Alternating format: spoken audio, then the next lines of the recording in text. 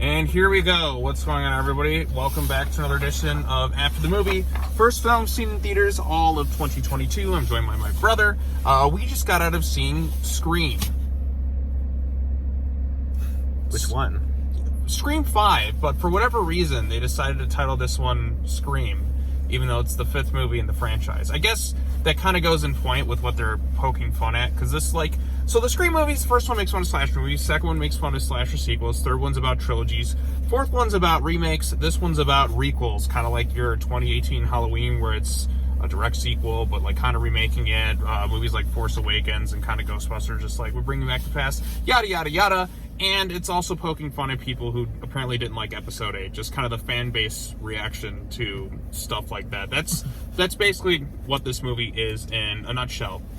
So we'll try and keep it spoiler-free at first, and then we got to get into spoilers, because this is the first Scream entry not directed by Wes Craven, but there's definitely some good stuff in here. I came away liking the movie overall, didn't quite love it, not my favorite entry in the Scream franchise. I feel like going and rewatching the whole entire series, first one's still the best. After that, it's kind of tough to say. I have a close connection with Scream 4, and I also like 2, 3, and then this one I think in some ways is one of the stronger ones, but also in some ways one of the weaker ones. It certainly has some pacing issues at different points in time. You're not necessarily following all the legacy characters, Gale, Dewey, and Sydney throughout most of the film, unlike kind of the previous one where they're more integral to the story. Yeah, they're in here, but they're kind of given a smaller role to do. Instead, we're following a bunch of new characters going over the same things, and I feel like this movie kind of cemented for me how stupid automated locks are for your phone. You know what I'm saying? Why, oh, unlock all doors, lock all doors. No. That to me, is just a stupid idea. Lock all the doors physically. It's a lot better that way.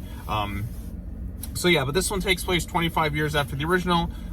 New killers are in town, and they're trying to, in a way, kind of remake their own Stab movie, because they didn't like the 8th entry in the Stab franchise, because you have the films within a film going on here. And so they're trying to make their own thing and make it better. So that's kind of the motivations of the killer here, without getting into too many spoilers. But basically, Ghostface is there. It's a mystery of who the killer is. You're following the new characters, and you get some of the old ones thrown in there, Gale, Dewey, and Sydney. Best character in the whole movie, and still the best character in the franchise, is definitely Dewey, and then Sydney, and then so on and so forth. But what did you think of the movie? A pretty solid entry. Not too bad, actually. I heard it's been getting a lot of good reviews, and certain aspects I kind of see where they're getting at, because there's actually plenty of good cinematography and suspense moments in it. Right. Tension-building moments. Mm-hmm. Absolutely. The gore is certainly amplified more than any other entry within the Scream franchise. I think this was made by those people who made that movie Ready or Not. Is that what it's called? I've never seen that movie. I've seen the first act of it. I haven't seen the whole thing. Okay. Yeah, well, I haven't seen that one. I didn't realize they made this one. Okay, well, I think that's the directors who did this one. But, yeah, I'm trying to say more without getting into spoilers. There were some pacing issues kind of thrown in. I felt like some of the legacy characters, Sydney, barely has much of a role in this movie. Yeah, she's there, but she's kind of, in a way, basically literally phoned into the movie, and then just kind of shows up mostly for kind of the third act, rather than being integral from kind of the start, because she's kind of a bit of she's kind of separate from the whole thing. Dewey, on the other hand, kind of comes in as a bit of the Han Solo in the Force Awakens type deal. Just kind of being there. He still is the best character, has the most really going on of the three characters. Gale's kind of the same way, too, where she's just, in a way, phoned into the movie. I felt like Dewey was the only one kind of integral to it all, whereas, Gale and Sydney kind of are, in there, literally kind of phoned in at the last bit. I guess that's kind of the commentary of it all. But because, like I said, when you get to these movies and the killers, and of course they're poking fun at the genre and all the stuff that happens. Now they've got things like elevated horror that they're talking about, and they're talking about characters doing dumb things and all these different cliches, yet they make the dumb decisions and go through all these different cliches the entire time. So you got that going on with the film, and then you get to the reveal of who's behind it all, and it makes sense within the context of the movie. Still not one of the strongest reveals of the Scream series. Really, after the first movie, kind of watching them all, none of the reveals really could leave the same impact as the Billy and Stu thing. So you got that going on here. So But I like the movie. Like, I enjoy all the Scream films. The gore is certainly an improved aspect in some ways. Like, there's one shot in particular, like where a guy gets stabbed in the neck and you see the knife go in between the flaps of the neck. That was an awesome shot. Yeah, that was a very visceral, violent shot there. And there's somebody gets set on fire at one point. That's probably the best kill in the movie. Right. But then you have characters who get stabbed repeatedly, who should be completely, like, out of commission, and they're still, like, kind of moving around. It's like, dude, you just got stabbed, like, 10 times, or you just got shot in the leg, and you're still walking around like you completely forgot about it. So, you got some of that going on there. But yeah, I guess we can get into spoilers at this point. So, yeah, from this point onward, we're like the 6-minute mark of this video. We're going to be talking full spoilers of the movie because there's some things I want to get to talking about. Some things that certainly upset me personally. So, yeah, 3, 2, 1. Okay, so my least favorite part about this movie is out of the 3 legacy characters that had to get killed, they made it Dewey. Because Dewey is my favorite character in the Scream franchise. And I'm like, I just knew it was going to be him going into this movie. Because I'm like, well, they're never going to kill... They won't kill Sidney. They certainly won't kill Gale. They'll make it Dewey because, like, as the killers say, they needed to add stakes to it. I'm like, damn it! Like, of the 3 characters, I feel like Gale probably would have been the one I would have been most okay with them killing, but it had to be Dewey because you can't have him at the end because Dewey just has to die. So even though he's kind of the most integral one to the story in a way, because he's the one most active throughout the movie, because Sidney just kind of gets a phone call, and then she kind of comes in right after Dewey dies, and there's like a little bit left in the movie. Characters make a lot of dumb decisions, just like in the other Scream movies. The killer reveal, like I said, this whole movie is basically, in a way, it's kind of poking fun at the toxic fandom. As I mean, there's people within fandoms that are certainly crazy. I mean, everybody knows this. I've seen it like time and time again. But this really almost felt like, in a way, this is a weird thing to say, but it felt like Rian Johnson kind of wrote this, like his get back at Star Wars fans who didn't like Star Wars Episode 8, which is a movie I didn't like, but I don't care. Like, I just don't feel like, talking about that movie anymore. But, like, that's kind of what this movie was. Like, at some point, they're like, they get to Stab 8, and they're like, Stab 8 did all these things, and yada yada. I'm like, oh, I see what you're doing. Star Wars Episode 8 tried to challenge the things and do all these things. Ah, yeah, cool. Still was a bad movie. But, yeah, so that's what they were kind of poking fun of that and the whole requel thing. I would have loved, I don't know how they would have done it, but if it was Matthew Lillard back, that's the only thing that would have saved the reveals, because otherwise you get these 2 other characters, and, like, they're not really big surprises or anything like that. Like, okay, it's definitely probably you, and probably you, and the killer's motivations are like, no, this is our movie. We're going to make our movie like this, because the only way the Stab movies are good is when they're based on real events or something along the lines of that. So, yeah, you got these are my movies. Yes, that's exactly what it is. No, these are my movies. They got to make it right. This is the only way. I'm a fan. That's kind of the commentary that they're going on. They're poking fun at that, which, like I said, there's fans that can get pretty obnoxious. But at the same time, like, there are people who have valid criticisms of movies, and like the immediate thing for like a lot of studios and filmmakers to do is basically just kind of shout at them, like get back, like, no, you're just immediately a toxic fan or something like that just because you didn't like a movie. So, like, I think there's a firm balance between both. I think there's kind of extremes where people just lose it to an unbelievable extent, and then there's also the whole, like, people can't handle any form of criticism in their movies, so this is like their get back at that. So you're kind of like, it's a balancing act, you know what I'm saying? Yeah, pretty much. Right, that's just kind of the way I'm like, okay, at the end of the day, some of this stuff, I'm like, it's just movies. It's like, it's not the end of the world.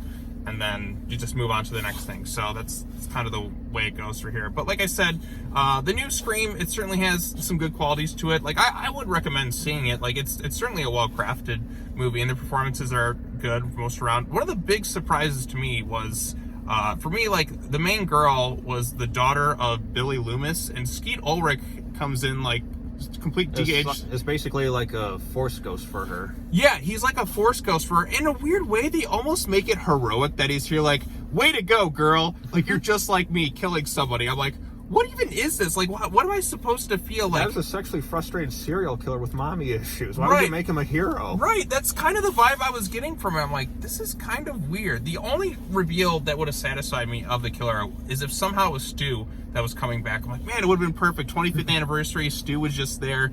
Even Matthew Lillard's like, I could have survived dropping a TV on me.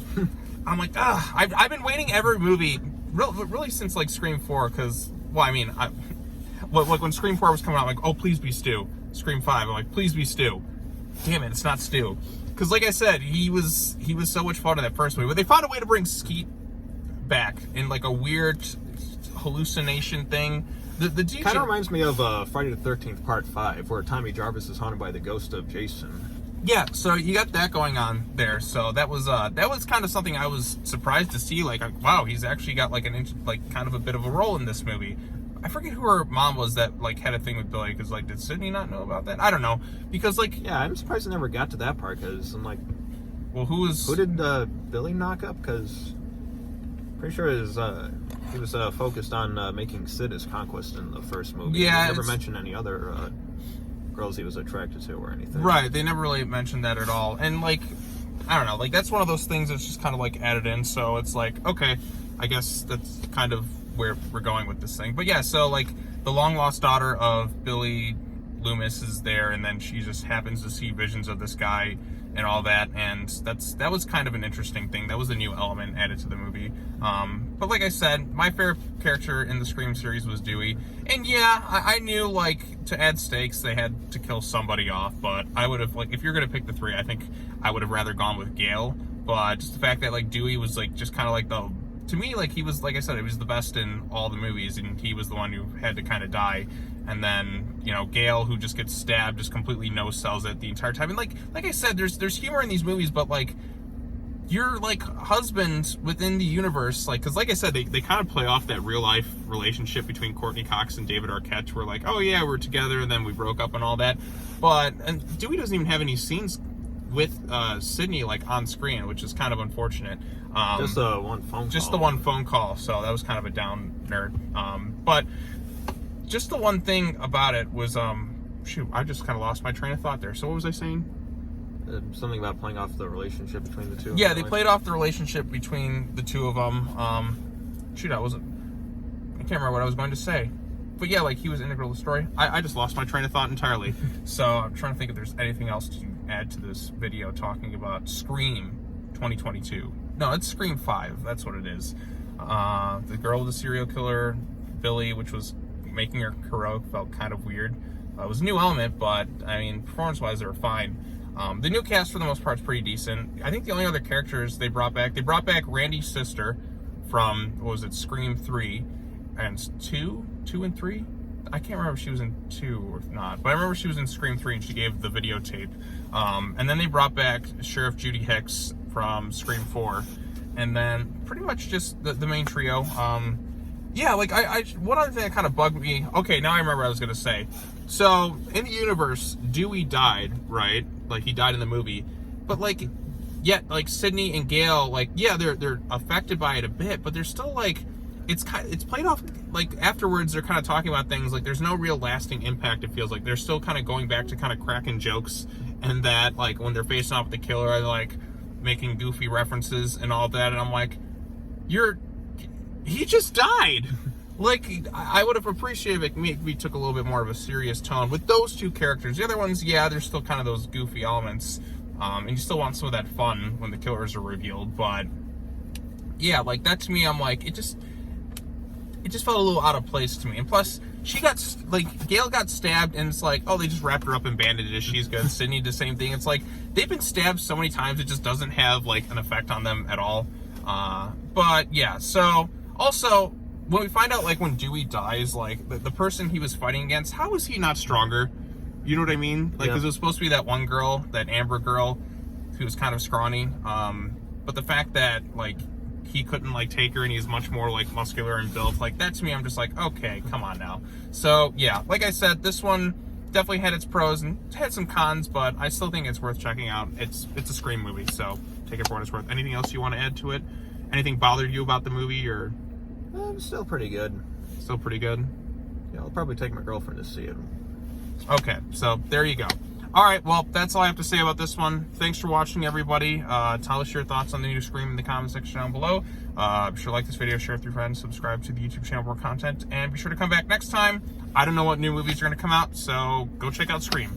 All right, take care now. Bye-bye then. Peace. See ya.